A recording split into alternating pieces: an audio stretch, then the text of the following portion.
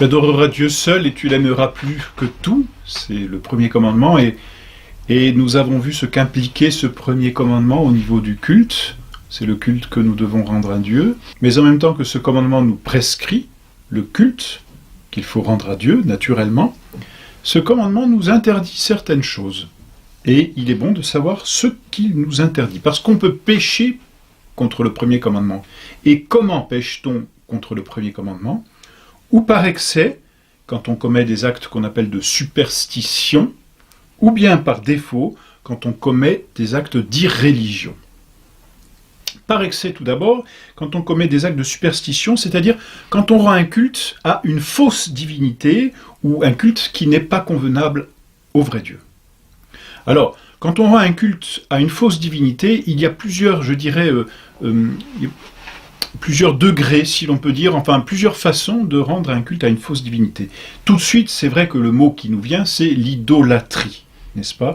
L'idolâtrie, c'est le culte rendu à une créature.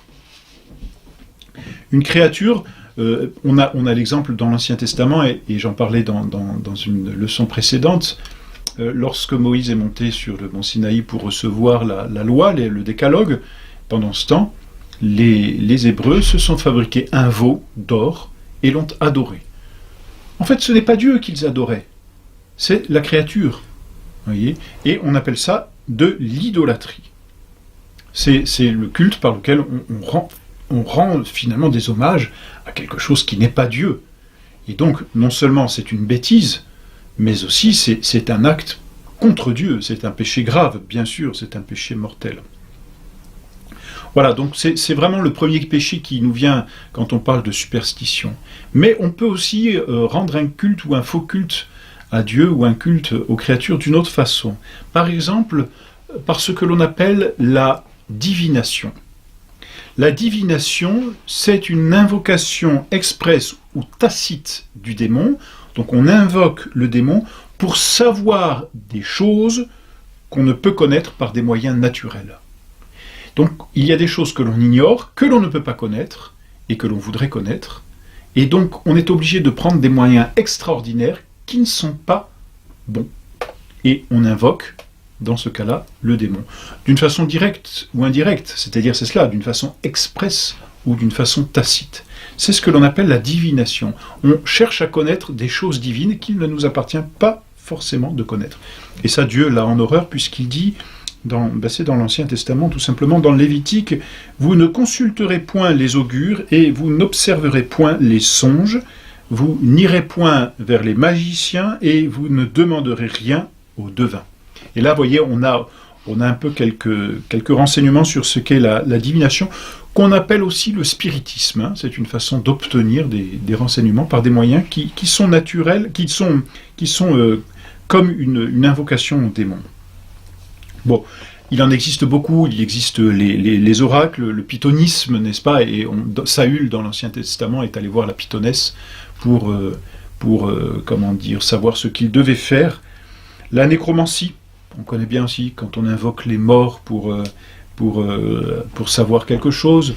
La cartomancie, vous voyez, on invoque les cartes, le tarot par exemple, pour connaître l'avenir ou pour connaître certaines choses. C'est complètement disproportionné en plus, il n'y a pas de lien entre la carte et puis l'avenir. La chiromancie, quand on cherche à connaître dans les lignes de la main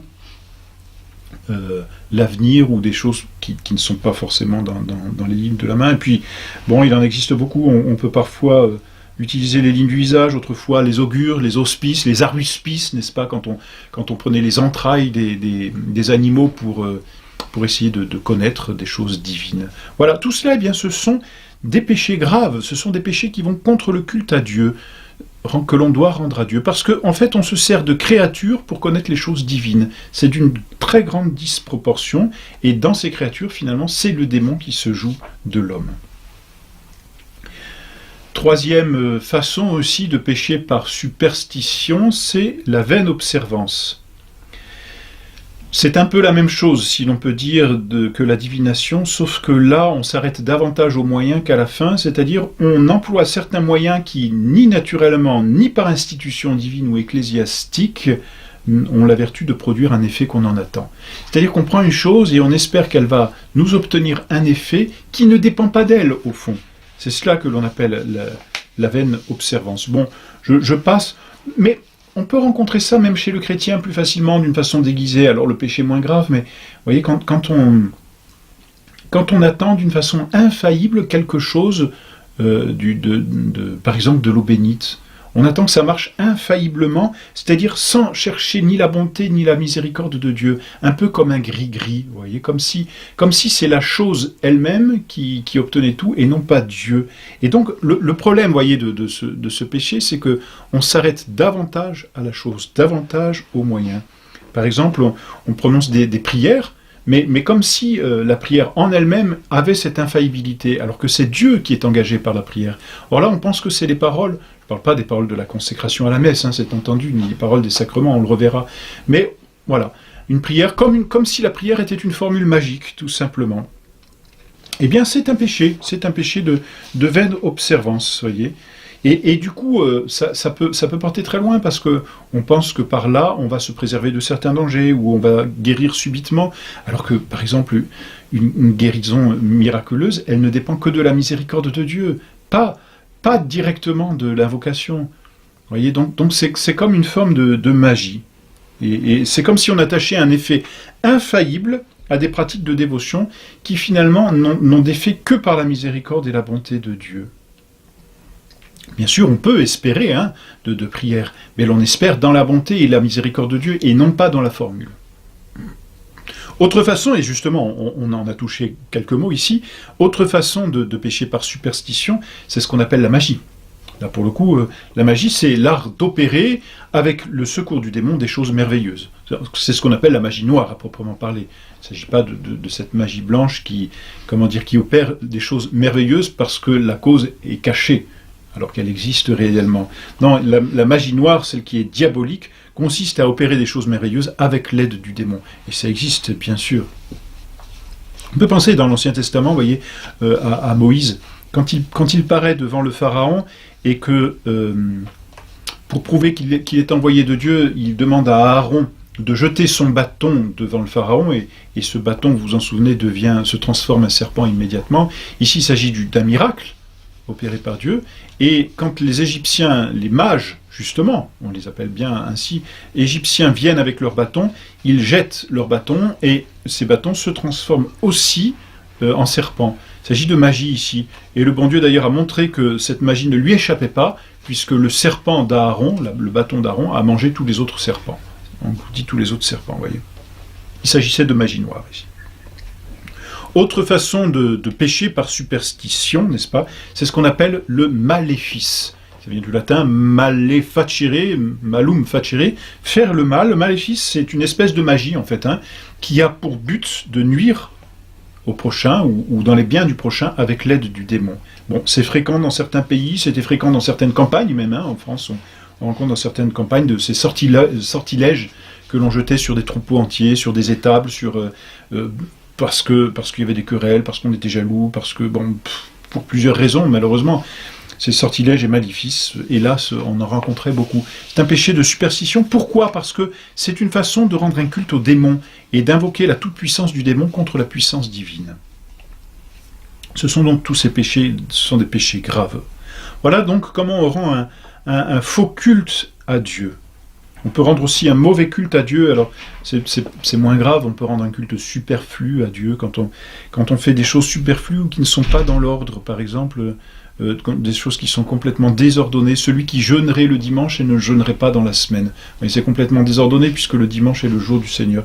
C'est superflu, c'est beaucoup moins grave. Ensuite, on peut pécher par défaut contre le premier commandement. C'est ce que l'on appelle l'irréligion. L'irréligion, c'est un attentat contre l'honneur dû à Dieu. C'est-à-dire que, cette fois, on veut rendre d'une certaine façon le culte à Dieu. Ce n'est plus un culte que l'on rend au démon, on le rend à Dieu, mais on le rend de très mauvaise façon. La première façon de pécher par irréligion, c'est ce que l'on appelle la tentation de Dieu. C'est-à-dire que on met Dieu à l'épreuve par une parole, par un défi, par un acte, et on lui demande d'intervenir pour quelque chose qui est insignifiant. C'est téméraire, justement. On tente Dieu. C'est-à-dire qu'on attend de Dieu, par exemple, un miracle. Donnez-moi un miracle et je croirai, par exemple. Vous voyez, c'est une tentation de Dieu. C'est une tentation de Dieu. Donnez-moi un miracle et je croirai. Et en fait, ça ne suffit jamais, d'ailleurs, malheureusement, dans ces cas-là, on le sait bien. On a cet exemple dans l'Évangile avec cette parabole du pauvre Lazare qui est pauvre et malade, couvert d'ulcères, et qui est à la porte de ce riche qui ne veut rien lui donner. Les deux meurent, le riche se retrouve en enfer, Lazare se retrouve dans le sein d'Abraham, dit l'Évangile. Et ce riche dit à Lazare et à Abraham, allez avertir mes frères, faites des miracles. Et Abraham dit, ça sert à rien. Et le riche dit, si un mort va leur parler, peut-être qu'ils vont réagir. Et Abraham répond, ils ont eu les prophètes et ils ne les ont pas écoutés. Voyez. Et c'est cela la tentation de Dieu. Comme si on avait besoin de plus encore. Bon, voyez, par exemple, on se met en danger grave de péché et en pensant qu'on aura quand même la grâce. Je me mets dans cette situation grave de péché, mais j'aurai la grâce. Tentation de Dieu, c'est un péché contre le premier commandement, directement. Présomption en même temps, vous voyez. C'est un péché grave, là, pour le coup. Voilà comment on peut pécher par irréligion. On pêche encore par irréligion en commettant ce que l'on appelle un sacrilège. Un sacrilège, c'est quelque chose qui consiste à profaner une chose sacrée. Une chose sacrée, c'est-à-dire un lieu, une personne, un objet sacré, peu importe, quelque chose qui a été consacré à Dieu, et on l'utilise d'une façon profane. Profane, étymologiquement, ça veut dire ce qui est devant le temple, c'est-à-dire ce qui n'est pas sacré, ce qui n'appartient pas à Dieu. Et donc on utilise une chose qui appartient à Dieu comme si elle n'appartenait pas à Dieu. C'est comme si on retirait à Dieu ce qui lui appartient, en quelque sorte. Hein. Donc on prend ce qui est consacré au culte divin et on le profane, c'est cela. Par exemple, frapper un ecclésiastique. L'ecclésiastique, un prêtre, un évêque, c'est un homme qui est consacré à Dieu. Le frapper ou le traiter de façon irrévérentielle, c'est une profanation, dans le sens étymologique du terme. C'est un sacrilège personnel. Profaner une église, on va dans une église et on y fait des choses qui sont profanes. C'est une profanation. C'est un sacrilège, tout simplement, hélas. Sacrilège local, pour le coup. Vous voyez. Profaner aussi une chose, alors ça peut être les sacrements, profaner les sacrements, recevoir un sacrement en état de péché mortel, c'est une profanation, c'est un sacrilège. Parce qu'on le reçoit sans la dignité qui est due à ce sacrement, c'est Dieu. Celui qui communierait en état de péché mortel profane la Sainte Eucharistie. C'est vulgaire, vous voyez, dans ce sens-là de profane. Ça n'est plus sacré. Profanation des saintes images, par exemple, profanation des vases sacrés, hélas, comme ça se rencontre encore aujourd'hui, hélas. Profanation de biens, parfois ecclésiastiques. Bon, voilà tout ce qui est pour le sacrilège. On profane quelque chose qui est sacré. On ne rend plus à Dieu le culte qui lui est dû par ces choses-là. Et puis, autre façon, et dernière façon même de pécher par irréligion, c'est ce que l'on appelle la simonie. Alors simonie, ça vient de Simon le magicien, dans les Actes des Apôtres, au temps de Saint-Pierre, il voyait Saint-Pierre et Saint-Jean donner le Saint-Esprit par l'imposition des mains, et il a voulu acheter ce pouvoir, voyez. Il a voulu échanger un bien temporel contre un bien spirituel. Il a voulu acheter le pouvoir de donner le Saint-Esprit.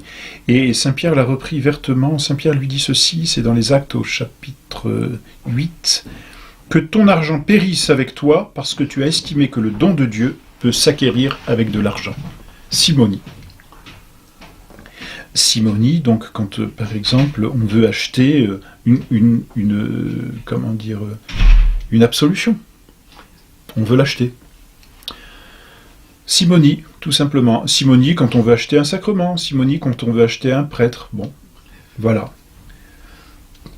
Donc, cette simonie, c'est vraiment la volonté délibérée d'acheter ou de vendre pour un prix temporel une chose spirituelle ou annexée au spirituel. Alors, autre chose, la simonie... Autre chose, ce que l'on pourrait appeler le bienfait que l'on donne pour une chose qui a été accomplie. Il est permis à un prêtre de recevoir un honoraire de messe pour ou la peine, ou le mal, ou ce qu'il doit dépenser, à cette occasion-là. À l'occasion de la fonction qu'il remplisse. Mais on n'achète pas la messe. Voyez, on n'achète pas le prêtre. Il est permis de vendre des cierges, il est permis de vendre des choses. Bien sûr, on ne vend pas la bénédiction. Il n'est pas permis de vendre la bénédiction. On peut vendre l'objet pour compenser, on peut vendre non pas la relique mais le reliquaire, voilà, pour une certaine compensation qui est légitime du coup. Mais on n'achète pas la chose sacrée. Il n'est jamais permis de l'acheter. Donc c'est un péché grave parce que c'est un avilissement de ce qui est sacré. C'est comme si l'on temporalisait ce qui était spirituel. Voilà donc pour les péchés contre le premier commandement.